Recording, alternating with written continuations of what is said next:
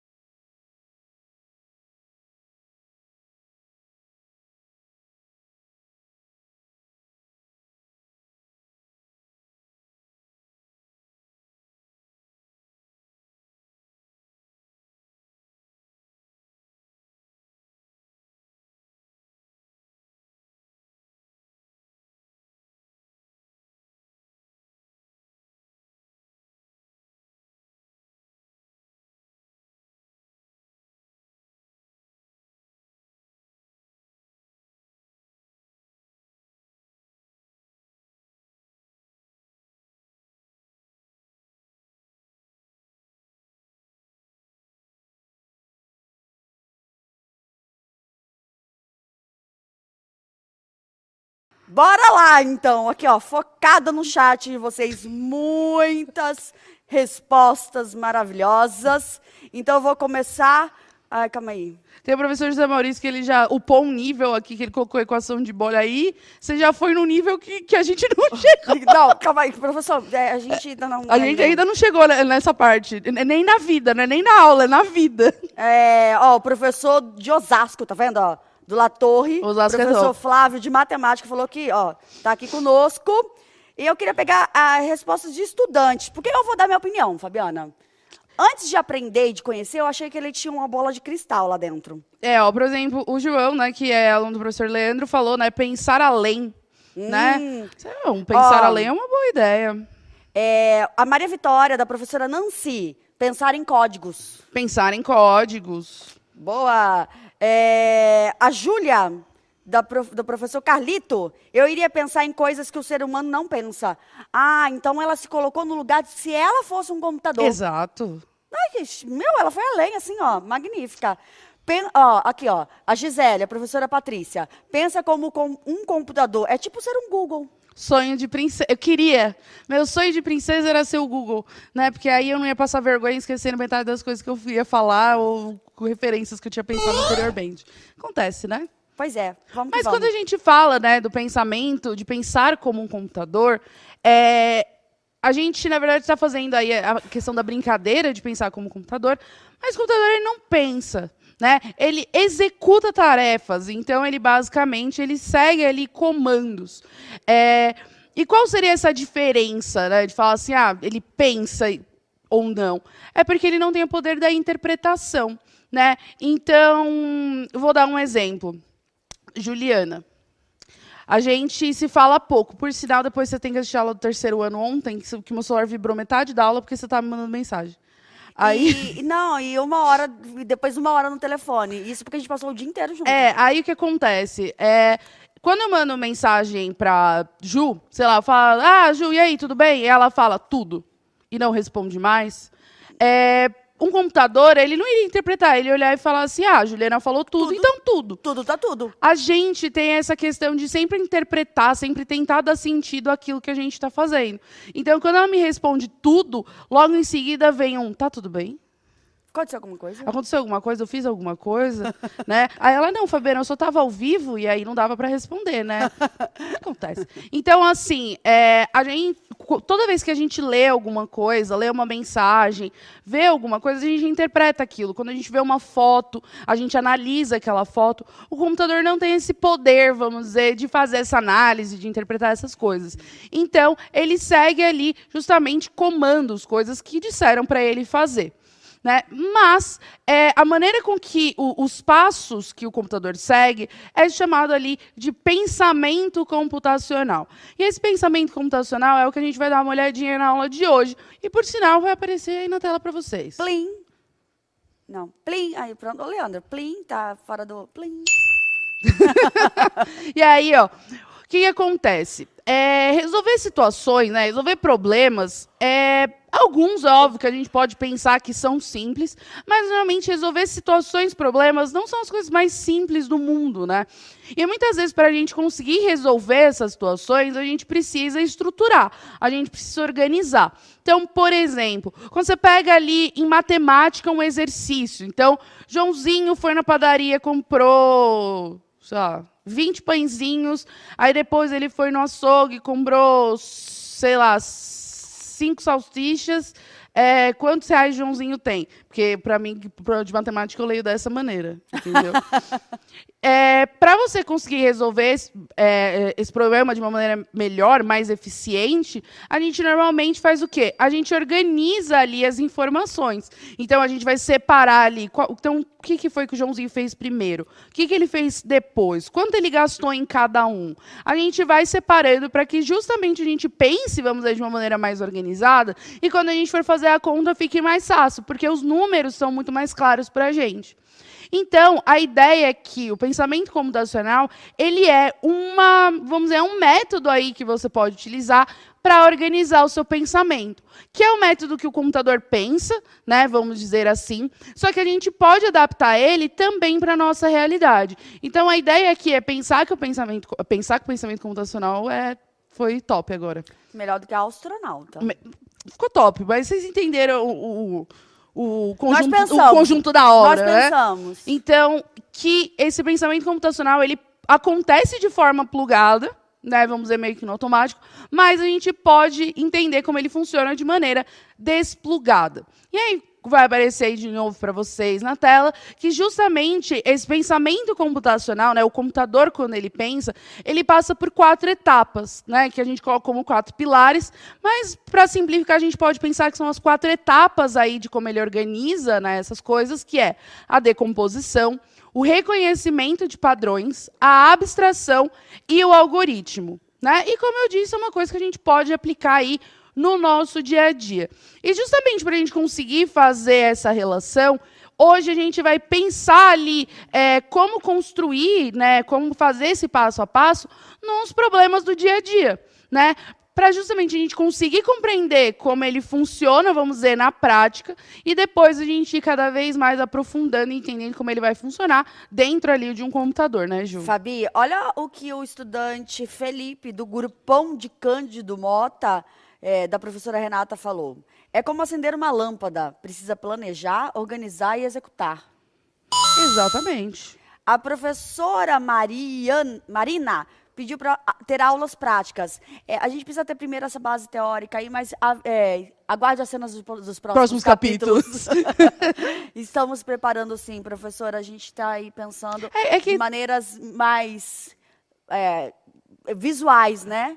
E também tem aquela questão de a gente estar seguindo ali um cronograma do próprio caderno do aluno, né, para justamente não estar tão descompassado, mas a gente chega lá. Então, para começar, a gente vai entender o que é esse processo. Então, tem um exemplo que a gente tem usado nas aulas de pensamento computacionais para as outras turmas, né? Porque, como a gente falou, é uma introdução para quando a gente vai falar sobre programação plugada ou desplugada, enfim, que é pensar num problema da nossa vida. Né? Então, o problema da nossa vida, que a gente viu que talvez seja um exemplo melhor, é, por exemplo, limpar a casa. Lá vamos nós fazer faxina em plena sexta-feira. A faxina da sexta, que não vai acontecer, mas na nossa imaginação ela está acontecendo, entendeu? O sonho de princesa que ela estivesse acontecendo agora não está, né? Mas o quê? O sonho de princesa tá fazendo faxina agora? Não, meu sonho de princesa ela está acontecendo sem a minha presença. Ah, tá. Vai lá, tipo, alguma fada encantada. E claro. Vai lá e plim! Pip-plop-plum, e pronto. É isso mesmo.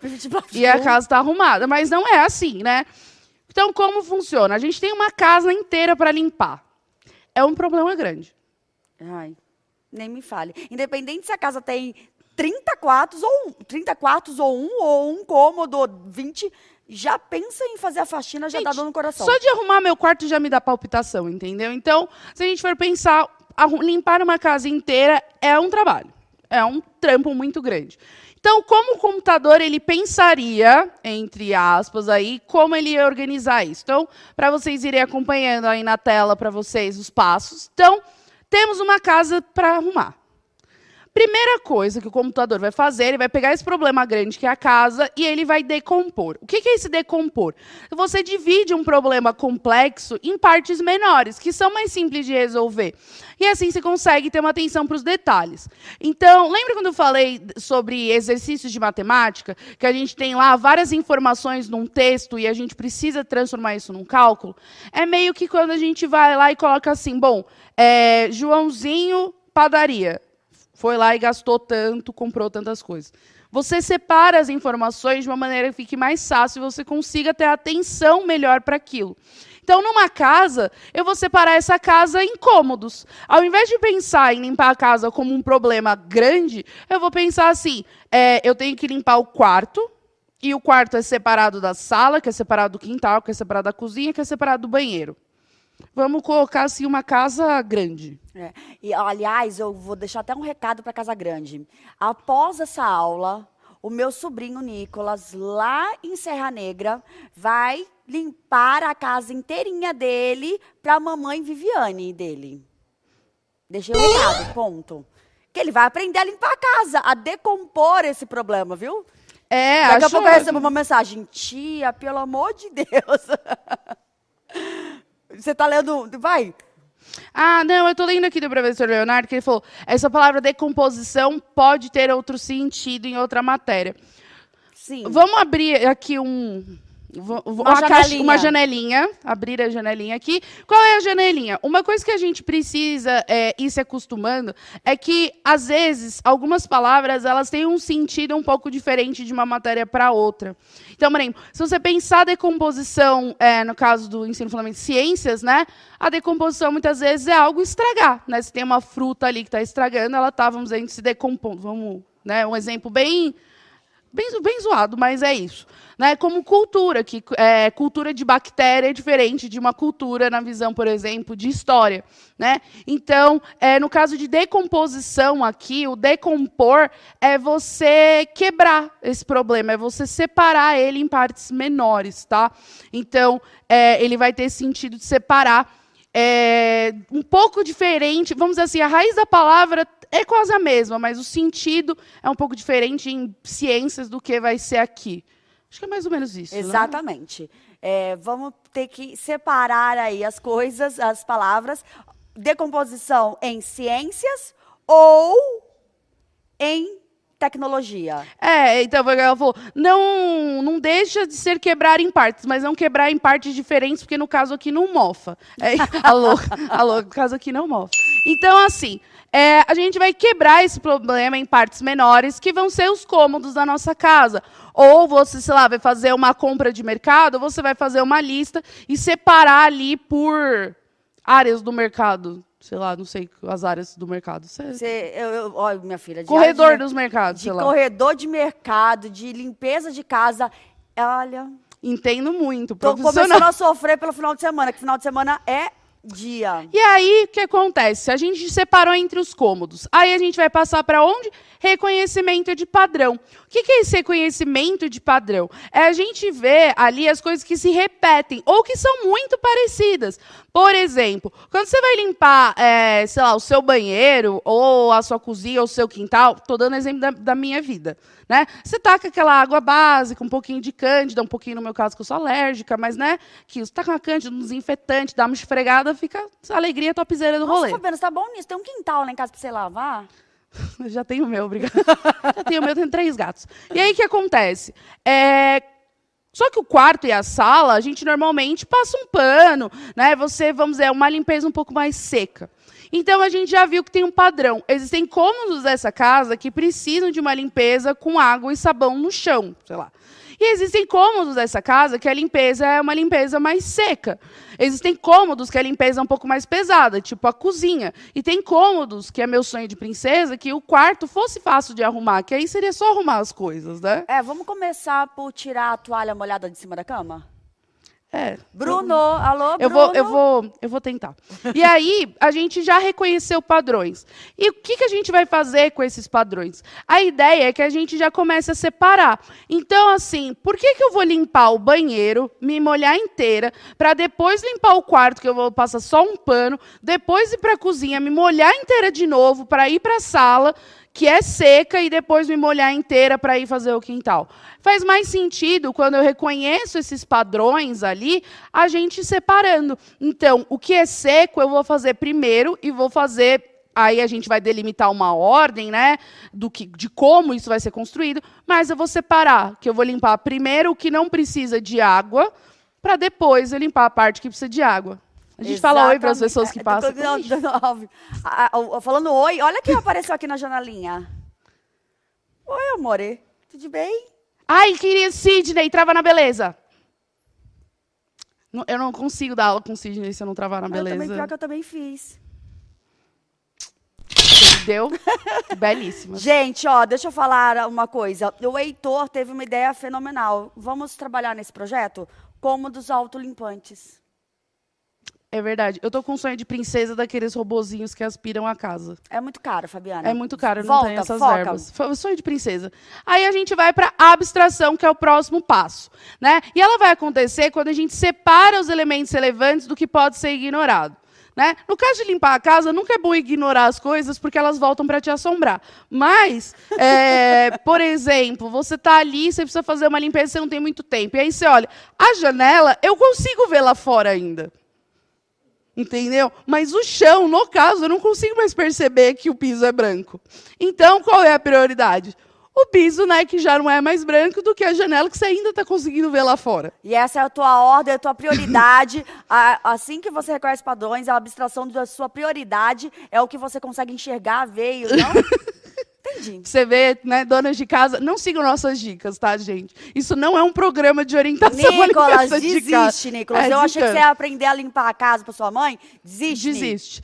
Mas aí a gente vai separar esses elementos que são prioridade de outros que não são, de coisas que são mais relevantes, coisas menos relevantes, ou, vamos dizer, ordem de prioridades. Então, eu não vou limpar o chão antes de limpar em cima dos móveis. Porque quando você limpa em cima dos móveis, normalmente sempre cai alguma coisa no chão, de poeira, de sujeira. Então, se você limpar o chão antes, você vai ter que ter um retrabalho. Então, nem sempre são elementos mais relevantes, mas é a ordem de prioridades. Então, é melhor eu limpar em cima das coisas e depois limpar o chão, do que limpar o chão, limpar em cima e ter um retrabalho, por exemplo. Exatamente. E aí, meus amores, pensa no seguinte, existe uma lógica. Então, até mesmo inconsciente, quando a gente vai fazer uma faxina, fazer uma limpeza, arrumar o seu quarto, você cria uma lógica dentro da sua cabeça que não necessariamente você está fazendo quatro etapas delimitadas e divididas, mas inconscientemente você está. Exatamente. E aí a gente vai chegar onde?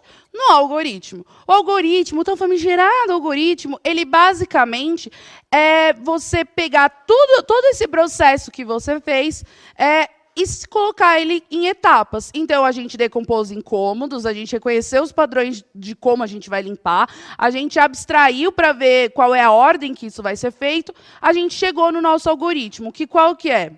Vou inventar um aqui. Então, primeiro eu vou limpar meu quarto, né?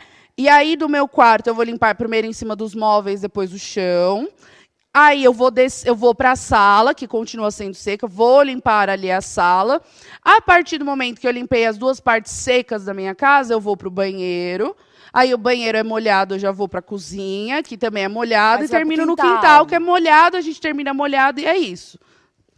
Um exemplo aí. Banho de mangueira. Banho de mangueira, né? Eu, por exemplo, já gosto de lavar o banheiro por último, que eu já fico por lá. Já pula. Já fico por lá. Então, o algoritmo, ele é essas etapas. E uma coisa importante é que, por mais que o algoritmo ele tenha que chegar no objetivo final igual para mim e para a Juliana, né?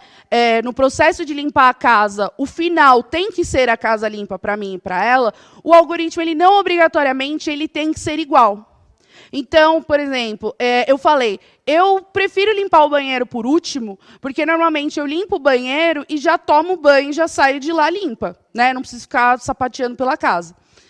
A Juliana, por exemplo, ela pode gostar de terminar no quintal. Sim, eu prefiro. Ela prefere terminar no quintal. Então, o processo ele pode ser diferente. Um algoritmo de um computador para um outro, de um programador para o outro dentro de um computador, ele pode ser escrito, vamos dizer, de maneira diferente. O que importa é justamente se o resultado final é o mesmo.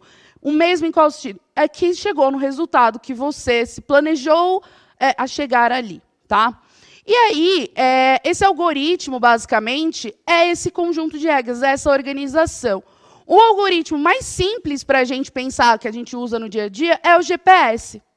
Né? O GPS ele é um ótimo exemplo de algoritmo, porque ele é exatamente esse passo a passo. Ande 200 quilômetros em linha reta. Mantenha-se à direita para virar à direita em 200 metros. Enfim. Só que ele também é um bom exemplo para a gente entender como o computador não interpreta. Se você colocar para um computador, estou eu e o computador. E aí eu falo assim, quero ir para a casa da Juliana. Ela fala, então tá bom. Você vai naquela rua ali, no final você vira. Eu, Fabiana, sou uma pessoa, tenho poder de interpretação, eu vou com o meu carrinho maravilhoso, chego no fim da rua, ela falou para virar, não falou para onde. Mas eu consigo ver com meus olhos lindos azuis, né? Que você roubou do Davidson. Meus lindos olhos azuis, como todos podem ver, que essa rua, ela tem uma mão só. Então, ela só vai, sei lá, para a esquerda. Então, eu vou. Eu tenho poder de interpretação. Eu vou olhar, bom, se a Juliana falou, eu vou virar para a esquerda. Um computador, se você chegar e falar, no final você vai lá e vira, ele vai parar e falar, bom, ela me pediu para virar. Como ela não falou para onde, eu vou virar para todas as possibilidades que eu tenho de virar. Então ele vai virar para a direita, ele vai virar para a esquerda, ele vai virar 360, 180, vai fazer cavalinho de pau e tal, até ele conseguir entender que o melhor caminho, vamos dizer, a rota, é ele ir para a esquerda, porque é uma via de mão única. Mas antes, ele vai testar todas as possibilidades. Então, assim, quando você está no seu celular ou você está no seu computador e você fala assim, eu quero achar a aula de tech que eu vou dar hoje. Está lá no computador. Se você procurar na pasta, é muito mais fácil, porque ele vai procurar só naquela pasta. Quando você busca na busca geral, o computador não vai falar, bom, a Fabiana, ela guarda as aulas de tech na pasta de tech. Não, ele vai procurar no computador inteiro todas as possibilidades, tá? Então, aqui a gente deu, assim, uma introduçãozinha, que tem segundos, né? E diga tchau. E é isso, gente. Espero Beijo, que vocês tenham tchau. entendido. Seus professores maravilhosos estão aí para tirar suas dúvidas. E a gente se vê nas próximas aulas. Até daqui a 15 dias? Não. Porque daqui a 15 dias tem feriado. QR Code na tela rapidinho. Avaliem a aula, porque a gente vai fazer o coração hoje junto com o Sidney. Printem esse momento, porque é um momento ícone na vida de todos nós. Exato. Um coração na sexta-feira com a presença do Sidney. Deixa eu arrumar a roupa para ficar bela e belíssima. Beijo, tchau!